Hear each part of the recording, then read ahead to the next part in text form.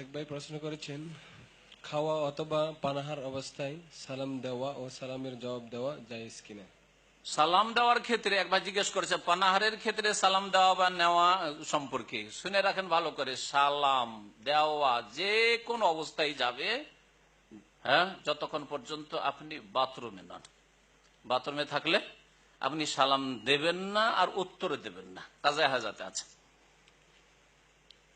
আর যদি স্বামী স্ত্রী মিলনে থাকেন, এই দুটো অবস্থা ছাড়া যে কোনো অবস্থায় সালাম দেওয়া যেতে পারে, নেওয়া যেতে পারে, উযু থাক আর নাই থাক।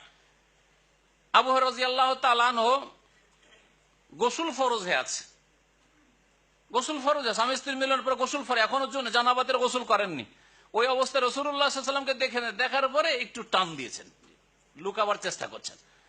নবী সাল্লাল্লাহু আলাইহি ওয়াসাল্লাম কিন্তু দেখে নিয়েছেন। বলছে, আবু হুরায়রা কোথায় লুকাচ্ছ তুমি? আরে আসো আসো আসো। বলছি, ইয়া রাসূলুল্লাহ, কেন লুকাচ্ছিলে তুমি? নবী সাল্লাল্লাহু আলাইহি ওয়াসাল্লাম জিজ্ঞেস করলেন। বলছি, ইয়া রাসূলুল্লাহ, ইন্নী কুনতু জুনুবান, আমি আসলে নাপাক ছিলাম, গোসল ফরজ হয়ে আছে, আর আপনার সাথে সালাম করব কি করে, মুসাফা করবো, এই জন্য পালাচ্ছিলাম, লুকাবার চেষ্টা করছিলাম।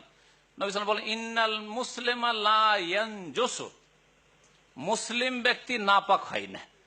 সূরা তাওবাতে ইন্নামাল মুশরিকুনা নাজাস, মুশরিক বহুত্ববাদী না, তার আকীদা নাপাক, শিরক ঢোকানো রয়েছে।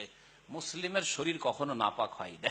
সুতরাং যে কোন অবস্থায় সালাম দেবেন, একমাত্র যে দুটো অবস্থা বললাম, পানাহারের অবস্থায় হোক আর যে কোনো নামাজের ভিতরে যদি কেউ থাকে আর বাইরে থেকে সালাম দেন, সালাম দেওয়া রয়েছে। নেওয়ার ক্ষেত্রে হাদিস রয়েছে, ওয়ালাইকুম আসসালাম বলে জবাব দেবেন না, হাতের ইশারায়, হাতের ইশারা করে নবী সাল্লাল্লাহু আলাইহি ওয়াসাল্লাম সাহাবায়ে কেরাম সালামের উত্তর দিতেন। এর প্রমাণ রয়েছে। আর কি চান?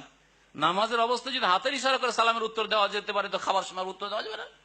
খাবার সময় আবার সালাম দেওয়া যাবে না? এগুলো বিদাতি কথা। সুতরাং এগুলো থেকে বেঁচে থাকবে।